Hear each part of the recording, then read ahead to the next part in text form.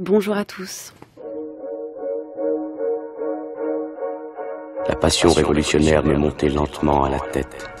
Elle s'exprimait tantôt par le mot fulguration, tantôt par le mot terreur. Le nom de Lénine revenait souvent dans ces inscriptions tracées en noir, cependant semblables à des traces de sang.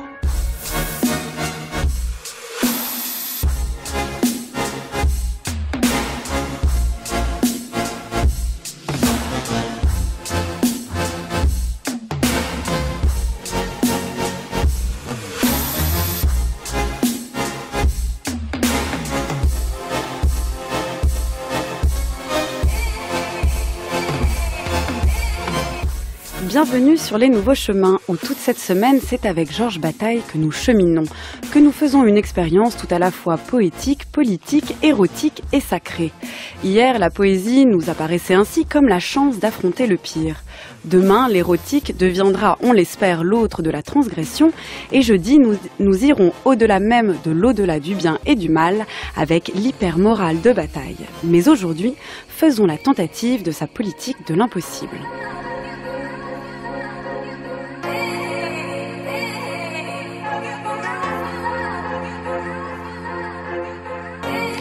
Et toute l'équipe des Nouveaux Chemins fait l'impossible au jour le jour. Marianne Chassor, Antoine Ravon, Lucie Tardy, David Pargamin, Denis Ramon, sans oublier bien sûr Adèle Vendrette, avec à la lecture des textes cette semaine Jean Aucotrel, à la réalisation Nicolas Berger et à la prise de son aujourd'hui Jacques Azubert.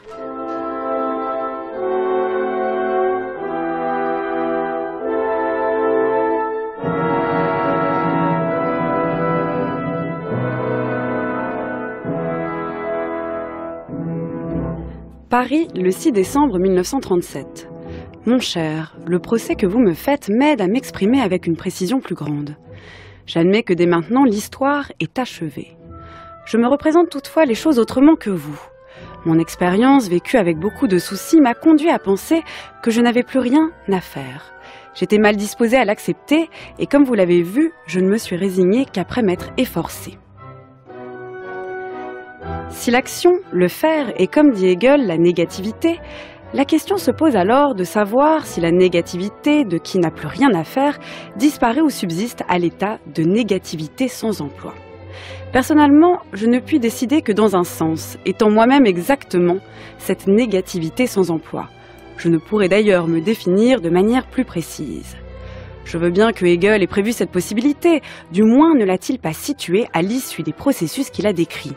J'imagine que ma vie, ou son avortement, mieux encore, la blessure ouverte qu'est ma vie, à elle seule constitue la réfutation du système fermé de Hegel.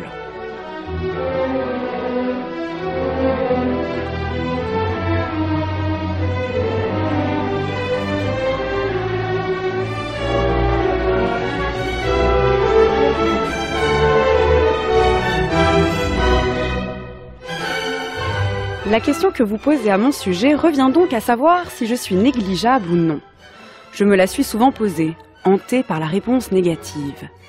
Comme la représentation que je me fais de moi-même varie et qu'il m'arrive d'oublier, comparant ma vie à celle des hommes les plus remarquables, qu'elle pourrait être médiocre, je me suis souvent dit qu'au sommet de l'existence, il pourrait ne rien y avoir que de négligeable. Personne en effet ne pourrait reconnaître un sommet qui serait la nuit. Quelques faits, comme une difficulté exceptionnelle éprouvée à me faire reconnaître, m'ont amené à prendre sérieusement, mais gaiement, l'hypothèse d'une insignifiance sans appel.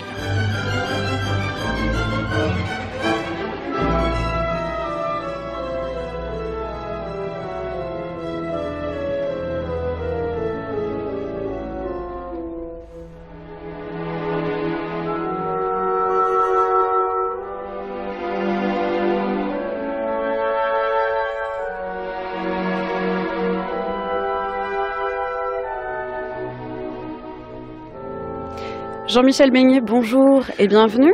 Bonjour Géraldine. Vous êtes professeur de philosophie à l'université Paris-Sorbonne, et l'on vous doit un essai, Georges Bataille, La politique de l'impossible, qui est paru dans une édition enrichie en 2014 aux éditions Cécile Defaux. Alors Jean-Michel Beignet, je viens de lire une lettre que Georges Bataille adresse à Alexandre Kojève, c'est donc le 6 décembre 1937. Alexandre Kojève, qui est alors chargé de cours sur Hegel et que Bataille suit assidûment. Et Bataille emploie cette expression de négativité sans emploi. À la fin, il parvient même à l'hypothèse qu'il est d'une insignifiance sans appel. À partir de là, on peut se demander à quoi bon réfléchir sur la politique chez Bataille, c'est-à-dire cette politique de l'impossible, mais on pourrait d'abord se demander s'il n'y a pas une impossibilité de la politique chez Bataille. Vous comprenez que vous commencez cette émission avec une lettre qui pourrait faire toute l'émission, parce que la commenter, la décrypter, la référer à tout ce qu'elle suggère, ce serait vraiment un vrai travail. Mais on peut prendre les choses très simplement en disant, voilà, Bataille a suivi les séminaires de Kojève, dans lesquels Kojève expliquait comment, au fond, Hegel démontrait que l'histoire était achevée en 1806. Donc l'histoire se déroule pour Hegel sur le mode de l'opposition, essentiellement entre le maître et l'esclave, entre tout ce qui relève de la maîtrise et de la servitude, et l'histoire s'achève pour lui au moment où l'esclave va se révéler en réalité le maître du maître, donc va finalement faire basculer le rapport de force en direction de celui qui travaille. Et l'aboutissement pour Kojève, c'est la naissance ou l'apparition du citoyen universel, qui n'est plus ni maître ni esclave, tout en étant un petit peu les deux. Il est esclave parce qu'il se soumet au droit, il est maître parce qu'il fait la loi. Il fait la loi, il est... Bon, en gros, c'est un schéma que Bataille qualifiera d'automatique. L'histoire fonctionne selon des lois et se déroule vers sa fin avec une grande automaticité. Et 1806, pourquoi 1806 aux yeux de Kojève? Parce que c'est l'époque où Napoléon érige le droit et l'impose à l'Europe. Donc on a désormais des cadres qui vont régenter, rationaliser en quelque sorte l'histoire des hommes, et donc l'histoire est achevée. Au dénouement près, il y aura encore des petites choses, il y aura encore des petites guerres, ça et là, mais en gros, c'est terminé. Bon, alors Kojève a un petit peu varié, il a dit oui, c'est en 1806, après il a dit non, c'est plutôt en 1917 que l'histoire s'achève, et puis il a même dit c'est en mai 68. Enfin bref, il y avait quelque chose d'un petit peu chaotique dans les propositions. Toujours est-il que Bataille écrit cette lettre à Kojève pour dire bon, je suis d'accord, Hegel, le système de Hegel me convainc parfaitement. Parfaitement, il s'y est résigné, il a accepté, mais on ne peut pas faire autrement. C'est une espèce d'évidence qui pèse sur moi, c'est vrai.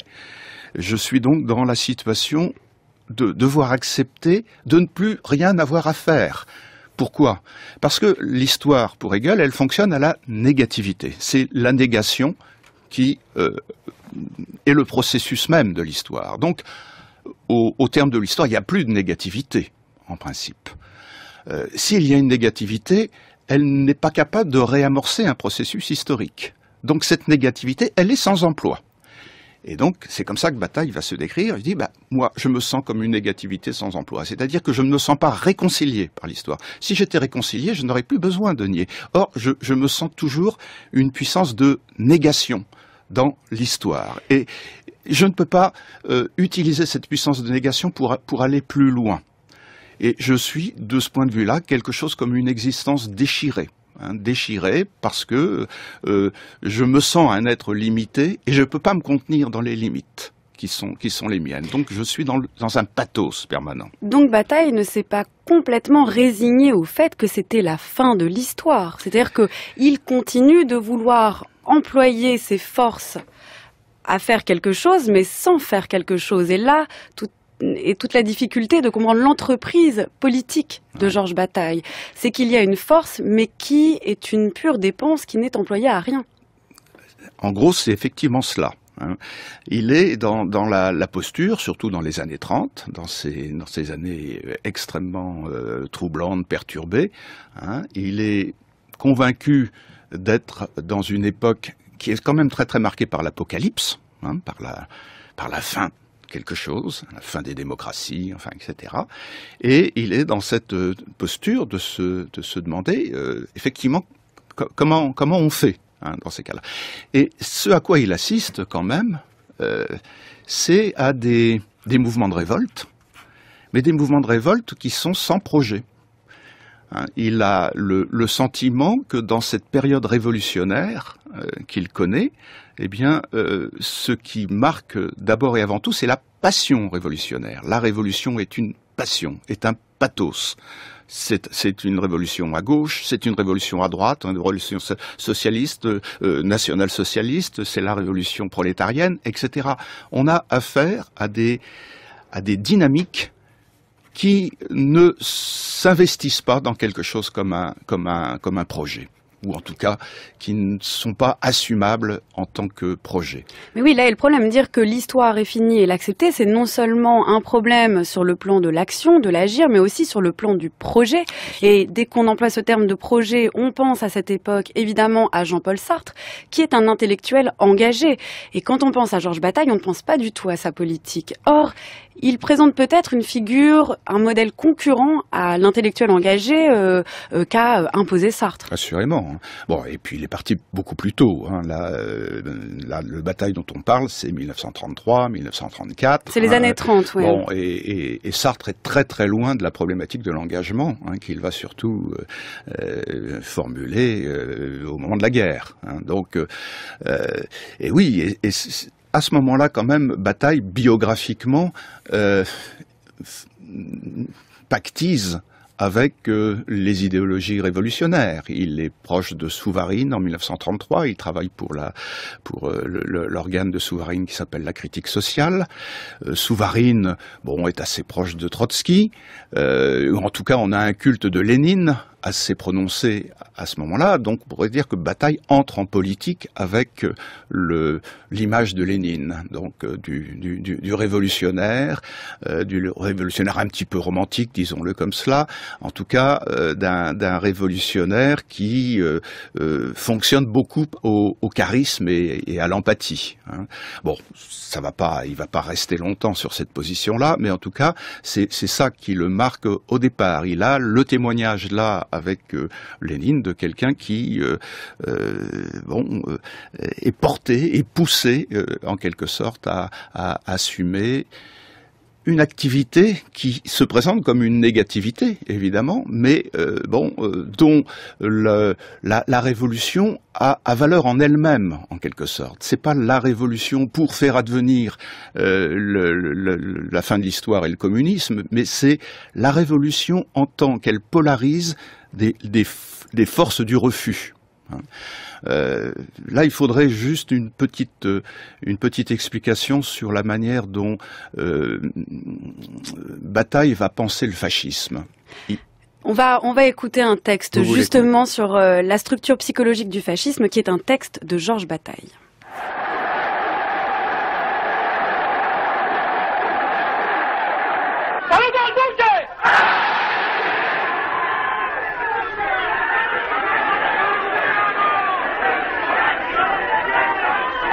Combattenti di terra, di mare, dell'aria,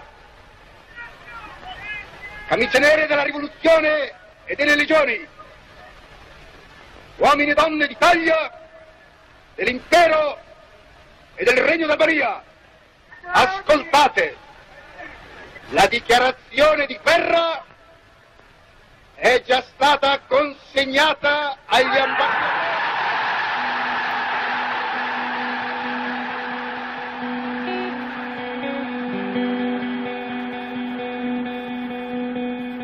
Le pouvoir fasciste est caractérisé en premier lieu par le fait que sa fondation est à la fois religieuse et militaire, sans que des éléments habituellement distincts puissent être séparés les uns des autres. Il se présente ainsi dès la base comme une concentration achevée. L'aspect prédominant est, il est vrai, l'aspect militaire.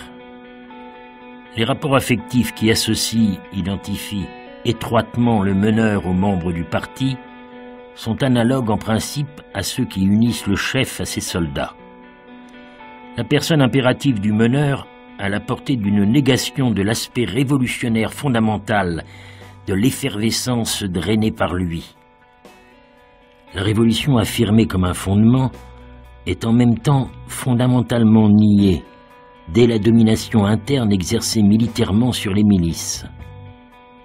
Mais cette domination interne n'est pas subordonnée directement à des actes de guerre réels ou possibles.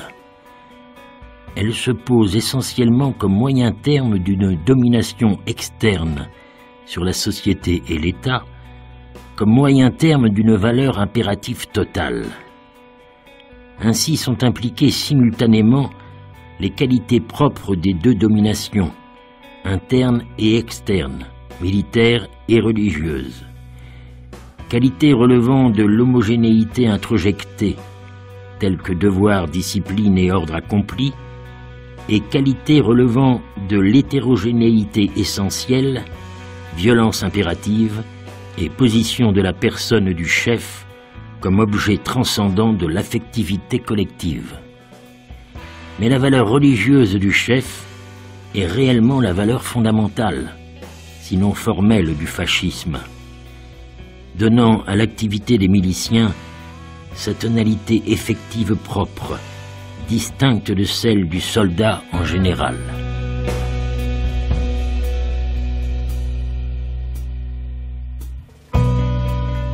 Jean-Michel Beignet, on vient d'entendre, alors c'est un texte assez difficile, c'est un texte de Georges Bataille, donc c'est la structure psychologique du fascisme, qui est un texte précoce puisqu'il paraît en 1933. On vient de l'entendre interprété par notre comédien Jean Aucotrel, et dans ce texte, on entend que Bataille fait l'analyse du fascisme qui reposerait sur deux dimensions, une dimension à la fois militaire et une dimension religieuse. C'est aussi ce qu'on a entendu dans l'archive de Mussolini quand il fait son discours de déclaration de guerre à son peuple en 1940. Et Bataille emploie ces deux termes d'homogénéité et hétérogénéité. Est-ce que vous pouvez nous les expliquer ? Oui, je crois que c'est important d'expliquer tout cela. D'abord, il faut dire que écrire un texte qui s'appelle la structure psychologique du fascisme, c'était une manière de déclaration de guerre théorique au marxisme, qui ignorait complètement la composante psychologique du fascisme et qui expliquait tout en termes d'infrastructures et de superstructures. Bon, et qui rabattait tout sur l'économique, en fait, absolument, sur les relations économiques entre les hommes. Exactement. Donc, on faisait l'impasse complète sur la dimension psychique. Et Bataille, donc, écrit ce texte en sachant très bien qu'il va à l'encontre de tout ce qu'on pensait à peu près autour de lui. Alors, quelle est la situation pour lui ? La situation qu'il a à montrer pour pouvoir expliquer l'émergence du fascisme est de dire ceci. Au fond, les démocraties, à l'époque, sont déliquescentes, elles sont exsangues, elles sont complètement désubstantialisées. C'est la quatrième, c'est les républiques extrêmement chaotiques qu'on connaît en France, qu'on connaît un petit peu partout en Europe. Et il décrit ces démocraties déliquescentes comme homogènes. Les systèmes sociaux, les sociétés civiles sont des sociétés qui reposent sur l'impératif de production, impératif de production dans laquelle les individus sont atomisés les uns et les autres. Ce sont des êtres productifs, ce sont des êtres qui travaillent. Et des êtres nivelés en même temps. C'est des êtres qui sont unidimensionnels, qui sont nivelés. Cela étant, la démocratie, ça marche plus à l'époque. Donc il y a une déliquescence. Il y a du chômage, il y a le krach économique de 1929, enfin qui crée une situation vraiment explosive. Et la déliquescence de cette homogénéité va produire des marginaux, des rejetés. Hein. Et ces rejetés, on va les inscrire dans quelque chose qu'on appellera l'hétérogénéité. Et l'hétérogénéité, Bataille considère que, bon, elle va être polarisée par les mouvements antidémocratiques et donc fascistes qu'on voit monter à l'époque. Donc le prolétariat, le lumpenprolétariat, hein, les laissés pour compte vont créer une situation de marginaux qui sont dans l'indigence. Et ce qui va se produire, c'est que le chef, les meneurs fascistes, vont créer eux aussi une situation de marginalité, un hétérogène, mais un hétérogène que Bataille qualifie de supérieur. Donc il y aura un hétérogène inférieur, celui du prolétariat, un hétérogène supérieur, celui des meneurs fascistes, qui vont fonctionner sur la base de comportements propices à la religiosité des foules, rassemblement des foules, et puis aux militaires, organisation donc qui mime en quelque sorte ce qu'il y aurait eu dans la composante homogène, hein, les militaires, l'organisation militaire, etc. Et ce qui va se produire, c'est que ces meneurs fascistes vont aspirer en quelque sorte l'hétérogène inférieur que constitue le prolétariat, et puis les classes moyennes complètement déclassées qui vont rejoindre ce prolétariat. Et donc on va assister à cette espèce de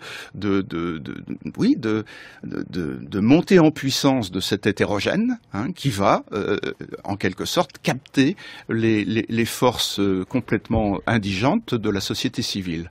Et c'est comme ça qu'il explique les choses, et c'est comme ça qu'il met en évidence, en quelque sorte, cette passion révolutionnaire. On est bien dans une passivité. Il y a une passion révolutionnaire, c'est la passivité des marginaux qui étaient laissés pour compte, qui va être mise en action par les meneurs fascistes et qui va conduire précisément à la constitution de l'État totalitaire. Alors c'est une analyse très actuelle finalement que Georges Bataille produit des démocraties, c'est-à-dire que d'un côté il décrit, il dénonce la dimension homogénéisante des démocraties, mais aussi leur capacité à produire de l'hétérogénéité par le bas, on va dire. Et d'un autre côté, il critique aussi le fascisme, puisque ce fascisme réinjecte de l'hétérogénéité, et en même temps il critique aussi la passion révolutionnaire quand elle prend cette dimension-là. Alors finalement, Bataille ne fait que critiquer, et en même temps, il ne peut pas dire qu'il est contre la démocratie. Il ne dit pas non plus complètement qu'il est contre le fascisme. Ça lui a d'ailleurs valu beaucoup d'attaques. Et évidemment, il n'est pas contre la révolution. Donc en fait, soit on ne le situe pas, soit on le situe trop. Bon, c'est bien que vous mettiez, si je puis dire, les pieds dans le plat en signalant que, effectivement, on a reproché à Bataille une position un petit peu ambiguë. Parce que qu'est-ce qu'on fait effectivement dans cette situation-là? Est-ce qu'on joue la carte de la démocratie à cette époque-là pour faire pièce au fascisme? Bataille dit non. Regardez, les démocraties, elles ont été pacifistes, elles se sont laissées imposer la domination totalitaire. Elles sont pas capables. Elles ont même peut-être produit cette domination totalitaire. Alors, son choix à lui, je le dis de manière brutale, c'est de dire non, il faut lutter pied à pied contre le fascisme en produisant un contre-pouvoir à ce fascisme. Alors, comment faire? Eh bien, le fascisme, il a joué du sacré et du mythe pour aspirer l'hétérogène inférieur du prolétariat. On a mis en évidence le mythe du Troisième Reich, le mythe de l'homme invulnérable dans le fascisme. On a sollicité du sacré, hein, on a joué de ce sacré, etc. Eh bien, c'est là-dessus que Bataille dit qu'il faut jouer. Il faut produire un contre-sacré, il faut produire un contre-mythe. Hein, et donc, il crée à ce moment-là un mouvement avec André Breton qui s'appelle Contre-Attaque, qui a ce projet d'insuffler un mythe révolutionnaire qui soit objecté au fascisme et au nazisme montant à l'époque, et par la suite il va créer un mouvement, une communauté qui s'appelle le Collège de sociologie sacrée, où on va étudier dans ce collège, la notion de pouvoir, la notion de sacré et la notion de mythe. Ce sont des objets intellectuels qui vont associer Léris, Caillois, Jules Monroe, etc. avec cette idée qu'il faut forger des armes qui soient capables de rattraper en quelque sorte l'hétérogène inférieur que constitue le prolétariat et les classes moyennes, pour remédier quand même à une situation de déliquescence qui est celle des démocraties, sans tomber dans cette domination totalitaire qui est honnie par Bataille. Mais réinjecter finalement du sacré, pourquoi, pour qui et par qui? Parce que là, on peut aussi commencer à évoquer le problème de la souveraineté, c'est-à-dire que qui va être en charge de penser ce sacré et de le réinjecter, si ce n'est un homme qui va se définir comme souverain et qui va soumettre un autre ensemble d'hommes à lui? Pourquoi un homme? Pourquoi un homme providentiel, unique, qui aurait tout le charisme? Pourquoi polariser le sacré sur cette figure du Führer ou du Duce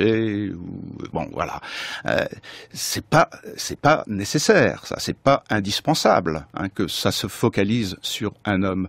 Ce que Bataille entreprend, et qui est effectivement beaucoup plus difficile, beaucoup plus périlleux, c'est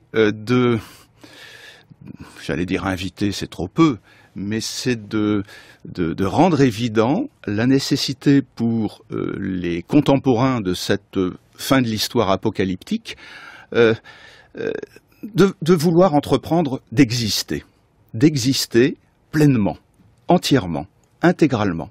Et de ce point de vue-là, la position de Bataille, c'est une position éminemment philosophique et à la limite mystique, qui consiste à dire que opérer sur soi-même cette entreprise qu'il a appelée l'expérience intérieure à un moment donné, entreprendre sur soi-même cette expérience de vouloir aller jusqu'au bout de son existence, de ne pas se laisser couper, de ne pas se laisser déposséder par soi-même, en étant instrumentalisé, en étant embrigadé, c'est ça qui peut constituer le ferment de la résistance au fascisme. La résistance au fascisme, elle peut passer par cette espèce d'ascèse individuelle à laquelle la poésie, l'érotisme, l'art, le jeu, tout ça peuvent contribuer.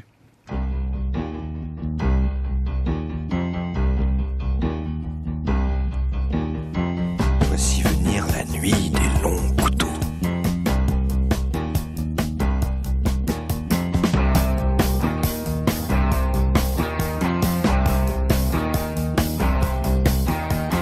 Enfilez vos bas noirs les gars, ajustez bien vos accroches, vos porte-jartelles et vos corsets. Allez venez, ça va se corser, on va danser le Nazi rock, Nazi rock, Nazi. Ouais, on va danser le Nazi rock, Nazi rock, Nazi. Maquillez vos lèvres les gars avec des rouges délicats, faites-vous des bouches sanglantes ou noires ou bleues. Si ça vous tente, on va danser le Nazi rock, Nazi rock, Nazi. Ouais, on va danser le Nazi rock, Nazi rock, Nazi. Vous êtes sur France Culture, sur les nouveaux chemins de la connaissance, dans une semaine consacrée à Georges Bataille. Et pour ce deuxième moment, j'ai le plaisir d'accueillir Jean-Michel Beignet, professeur de philosophie à l'université Paris-Sorbonne, auteur notamment de Georges Bataille, la politique de l'impossible, disponible aux éditions Cécile Defaux, mais auteur aussi de L'homme simplifié, le syndrome de la touche étoile, c'est aux éditions Fayard, Demain les posthumains aux éditions Fayard aussi, et puis aussi toujours sur Georges Bataille, Éloge de l'irrespect, c'est aux éditions Descartes et compagnie. Ouais, on va danser le Nazi rock, Nazi rock, Nazi. On va danser le Nazi rock, Nazi rock, Nazi. On va danser le Nazi rock, Nazi rock, Nazi. va danser le Nazi rock, Nazi, Nazi, Nazi rock, Nazi. Nous pouvons dire qu'il est servile d'envisager d'abord la durée, d'employer le temps présent au profit de l'avenir, ce que nous faisons quand nous travaillons. L'ouvrier produit un boulon en vue du moment où ce boulon servira lui-même à monter la voiture dont un autre jouira souverainement dans des promenades contemplatives. L'ouvrier n'a pas en vue personnellement le plaisir souverain du futur possesseur de la voiture. Mais ce plaisir justifiera le paiement que le possesseur de l'usine espère et qui l'autorise à donner sans attendre un salaire à l'ouvrier. C'est pour obtenir ce salaire que l'ouvrier tourne le boulon. En principe, le salaire lui permettra de subvenir à ses besoins. Ainsi ne sort-il en aucune mesure du cercle de la servitude. Il travaille afin de manger, il mange afin de travailler. Nous ne voyons pas arriver le moment souverain où rien ne compte sinon le moment lui-même. Ce qui est souverain, en effet, c'est de jouir du temps présent, sans rien avoir en vue sinon ce temps présent. Je le sais, ces énoncés sont théoriques, ils ne rendent compte des faits que vaguement. Si j'envisage le monde réel, le salaire de l'ouvrier lui permet de boire un verre de vin. Il peut le faire, à ce qu'il dit, pour se donner des forces, mais à vrai dire, il le fait dans l'espoir d'échapper à la nécessité qui est le principe du travail. À mon sens, essentiellement, si l'ouvrier s'offre le verre, c'est qu'il entre dans le vin qu'il avale un élément miraculeux de saveur, qui justement est le fond de la souveraineté. Jean-Michel Beignet, nous voici donc venus à la question de la souveraineté grâce à ce texte interprété par Jean Aucotrel, extrait donc justement d'un texte qui s'appelle La souveraineté, qui devait être au début la troisième partie de La part maudite. Ce texte a été écrit en 1953, donc 20 ans après le texte qu'on a entendu tout à l'heure sur la structure psychologique du fascisme. Et entre-temps, Bataille a pu élaborer, développer ce concept de souveraineté.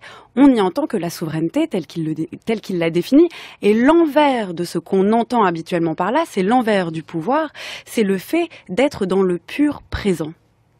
Absolument. C'est le fait de pouvoir jouir du présent et d'être délivré du projet. Et ça, c'est l'obsession de Bataille dans toute son œuvre à peu près, mais ça culmine essentiellement dans l'expérience intérieure, qui est un livre dont Bataille dit qu'il entreprend le projet de se délivrer du projet. Comment faire pour finalement se mettre dans la position de pouvoir se délivrer de cet assujettissement au temps qui constitue notre servilité majeure. Il faut dire aussi que le Bataille de la maturité pense le communisme, par exemple, comme la manière de restituer aux humains le temps. C'est de cela qu'il s'agit. Retrouver le temps. Alors, est-ce un mal, justement, de retrouver le temps s'il s'agit d'être dans un pur présent et que l'histoire est finie et que l'on doit renoncer au projet? C'est assurément pas un mal, c'est même le bien souverain, si je puis dire. Que de restituer le temps dans le sens d'être dans le présent, non pas restituer le temps dans le sens de projet. C'est refuser d'ajourner l'existence à plus tard.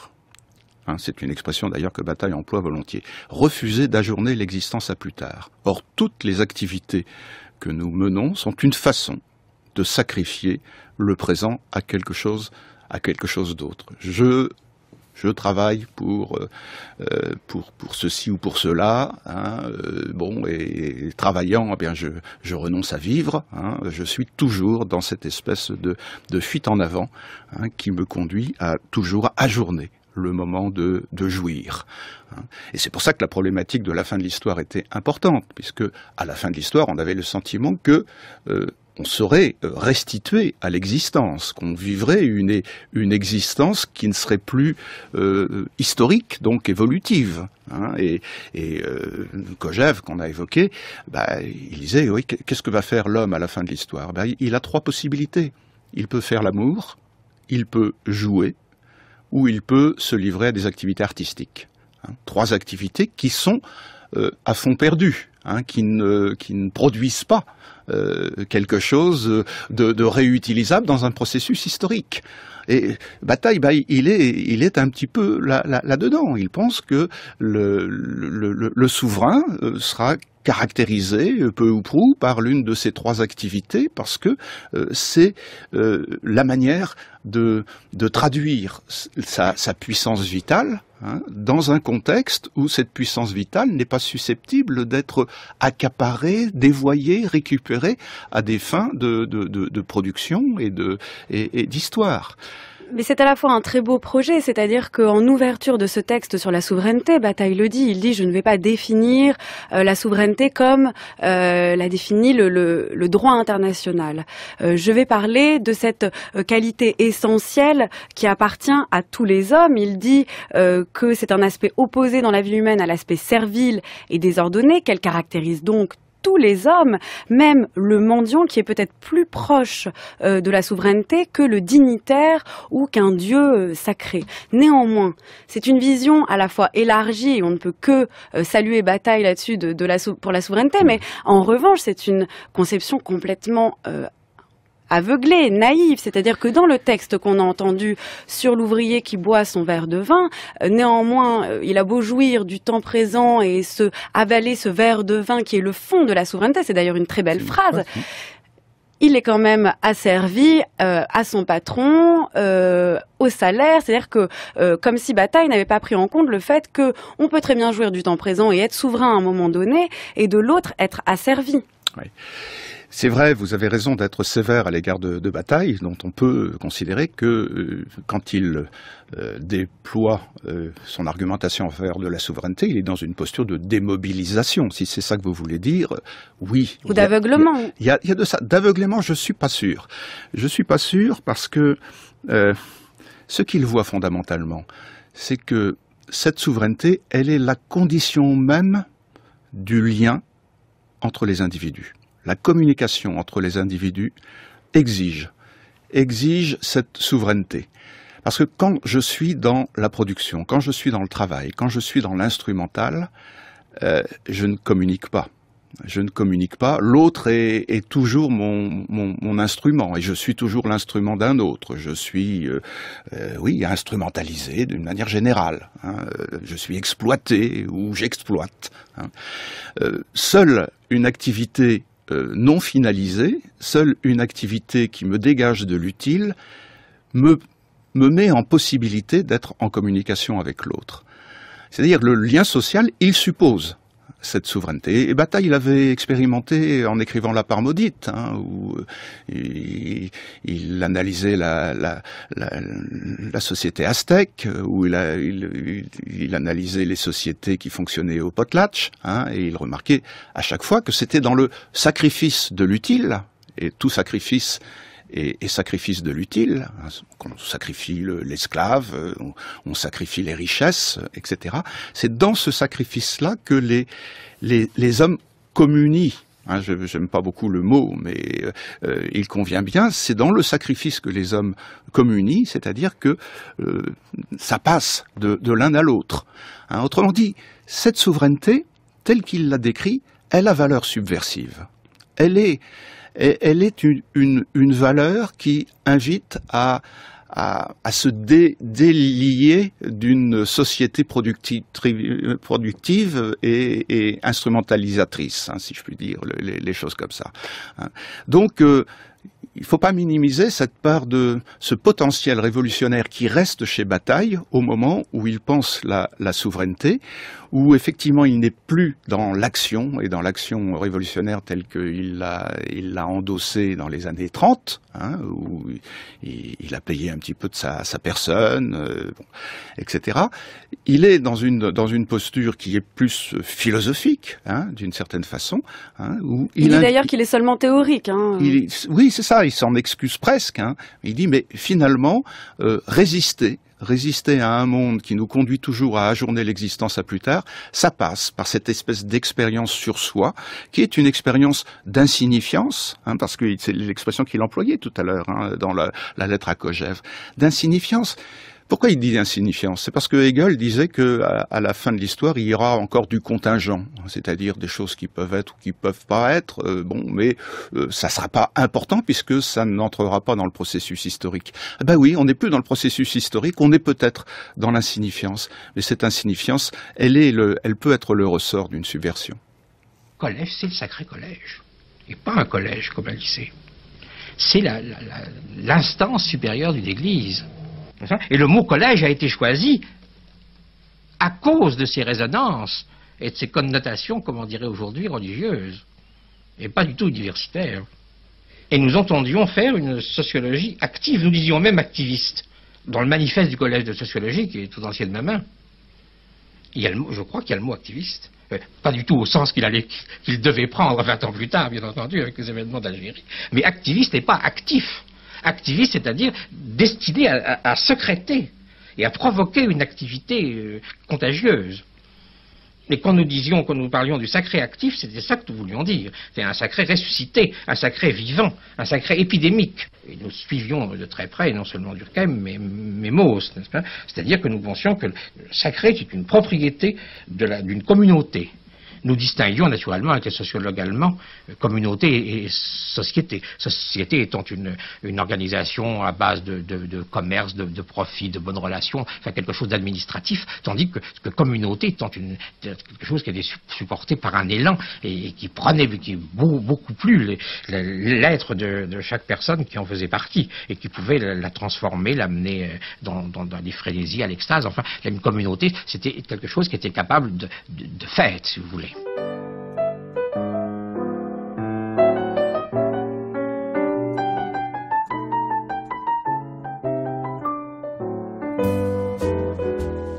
C'est une banalité d'affirmer qu'entre les hommes existe une difficulté de communication fondamentale. Et il n'est pas mauvais de reconnaître à l'avance qu'il s'agit d'une difficulté en partie irréductible. Communiquer veut dire essayer de parvenir à l'unité et d'être à plusieurs un seul, ce qu'a réussi à signifier le mot communion. Or, il y a toujours quelque chose de manqué dans la communion que des hommes cherchent de façon ou d'autre, poussés par le sentiment que la solitude est l'impuissance même. Nous devons forcément jouer notre vie, ce qui implique entrer dans un mouvement réunissant d'autres hommes semblables à nous. C'est absolument nécessaire à la vie des corps et nous mourrions rapidement si nous n'avions pas eu soin de nous insérer dans un système d'échange économique.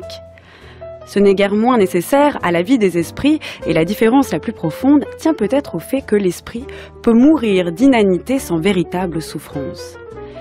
Mais alors que les problèmes économiques sont malgré tout solubles et qu'il est relativement facile d'atteindre un état de saturation de l'intestin, l'esprit qui cherche à vivre sur son plan d'esprit n'a pas seulement, pour établir entre ses semblables et lui quelques liens spirituels à vaincre des difficultés, même s'il y réussit, la question de l'authenticité se pose encore. Cette question se pose en réalité toujours. Il y a toujours un je ne sais quoi de frelaté et d'insuffisant dans les contacts spirituels entre les hommes. C'est pourquoi je pense que ce n'est pas trop demander à quiconque persiste à vouloir vivre entièrement, de ne pas faire trop de manières, et puisqu'il y a toujours de la boue quand la vie a lieu, de s'habituer à la boue.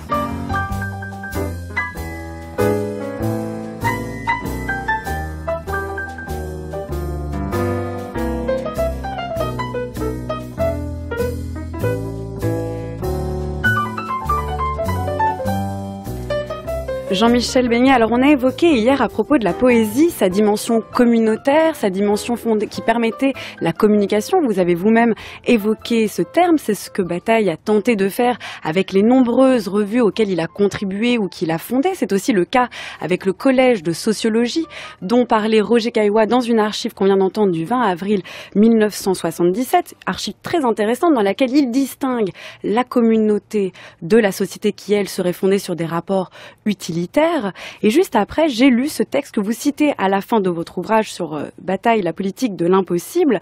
Ce texte qui date de la fin des années 30 où Bataille nous dit, c'est un texte de 1942 où Bataille nous dit finalement il y a quelque chose de toujours manqué à la communication, mais on est bien obligé de s'y faire. Alors, comment comprendre ce rapport de Bataille à la communauté? Est-ce qu'il s'y est soumis parce qu'il ne pouvait pas faire autrement? Est-ce qu'il a voulu promouvoir une un autre modèle de communauté. Comment on peut allier à partir de là la souveraineté individuelle, le plaisir, la jouissance individuelle avec cette jouissance collective? Oui, d'abord, Bataille considère, quand il parle de société, il en parle souvent à la manière de Durkheim, une société mécanique, organisée, où les choses sont situées, où les choses sont interconnectées fonctionnellement. La société a une fonctionnalité. La communauté, elle est plus de l'ordre du religieux. Elle lie des individus sur le mode de la contagion, comme disait Caillois, la contagion. C'est extrêmement important. On n'est pas dans le mécanique, on est dans quelque chose qui est de l'ordre de l'organique, presque du biologique. Et Bataille a toujours été hanté par une espèce de métaphysique de la continuité.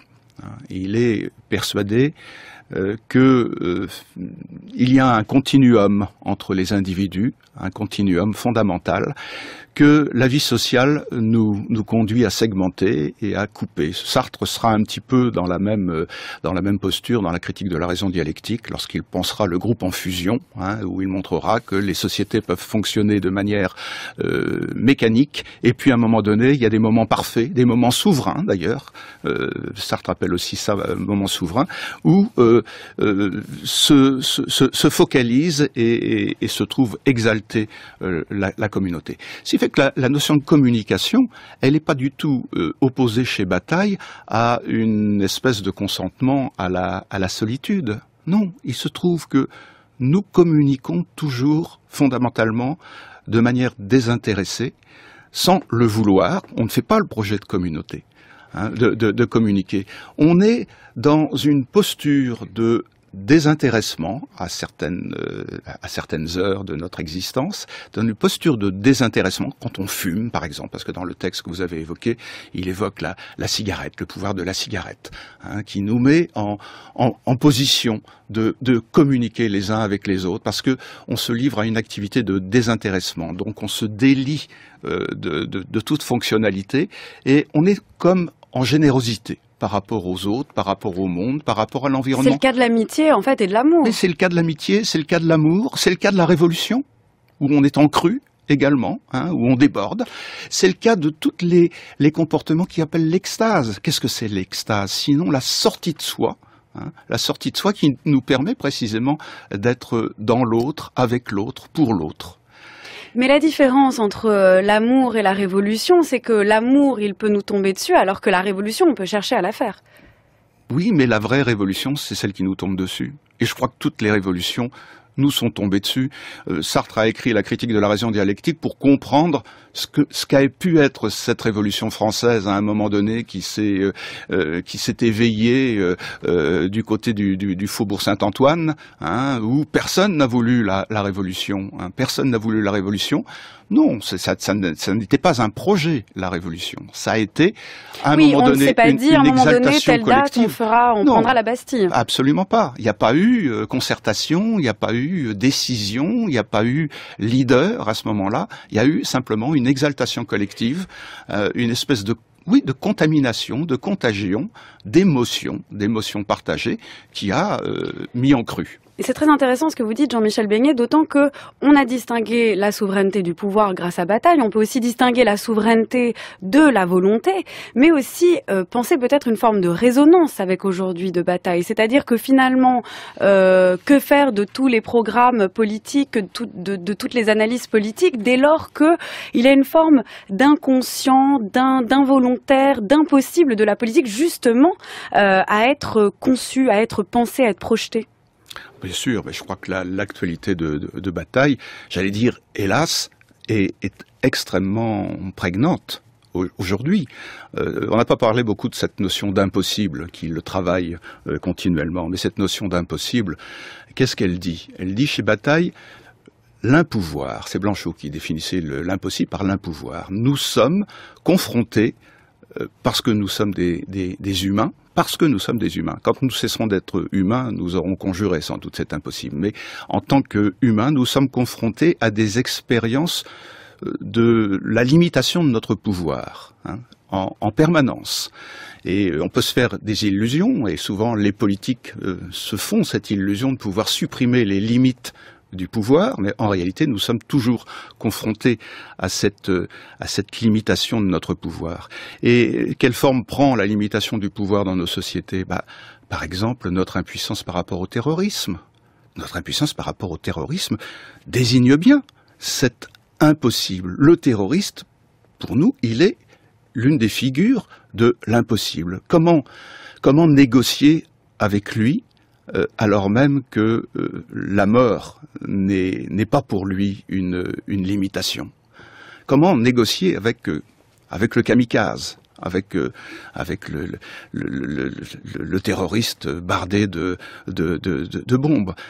Ça, c'est vraiment l'emblème même peut-être de l'impossible dans nos sociétés, et on voit bien que aucune politique ne peut passer complètement à la trappe cette dimension-là. Alors on peut rationaliser les choses, on peut attendre, parce que c'est ce qu'on est obligé de se dire. Si on lit Bataille, on attend.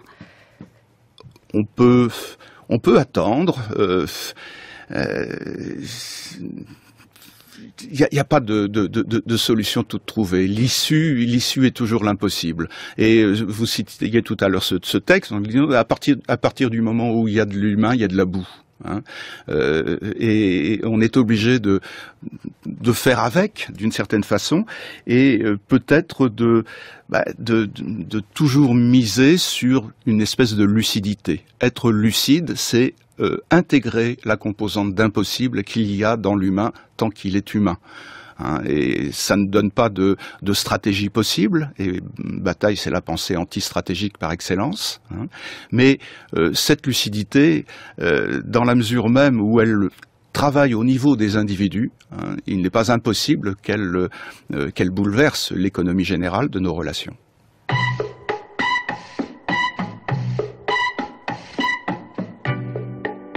Tell me why. Why can't we live together? Tell me why. Why can't we live together? Everybody wants to live together.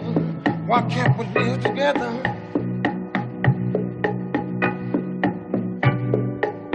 No more wars, no more wars, no more wars. Just a little peace in this world.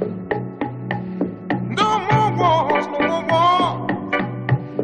All we want is some peace in this world. Everybody wants to live together. Why can't we live together?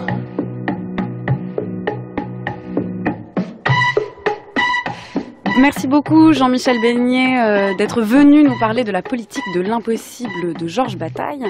Je rappelle justement que Georges Bataille, la politique de l'impossible, c'est le titre de votre ouvrage qu'on peut lire aux éditions Cécile Defaux, qu'on peut lire aussi sur Bataille de vous éloge de l'IRSP, c'est aux éditions Descartes et compagnie. Et puis sur un autre sujet, mais qui trouve peut-être des liens avec Georges Bataille, on peut lire de vous L'homme simplifié, le syndrome de la touche étoile, et aussi Demain les postes humains. Ces deux ouvrages sont disponibles aux éditions Fayard. Et bien sûr, chers auditeurs, vous pouvez lire les œuvres complètes de Georges Bataille. Elles sont toutes disponibles aux éditions Gallimard. Everybody wants to live together. Why can't we live together?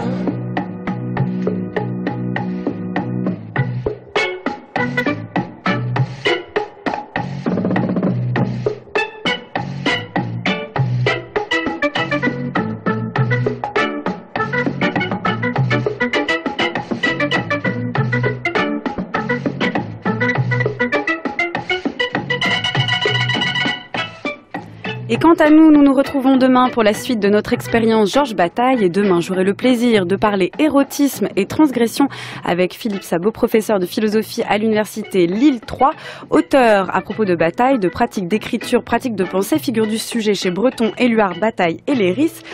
un livre aux presses universitaires du Septentrion. Et quant à vous, chers auditeurs, si vous souhaitez réécouter cette émission, rendez-vous sur le site de France Culture, à la page des Nouveaux Chemins. Vous pourrez la réécouter en ligne, la télécharger, la podcaster. Et en plus, vous y trouverez toutes les références bibliographiques et musicales. Et puis aussi, vous pouvez nous retrouver sur Facebook et Twitter pour suivre nos programmes.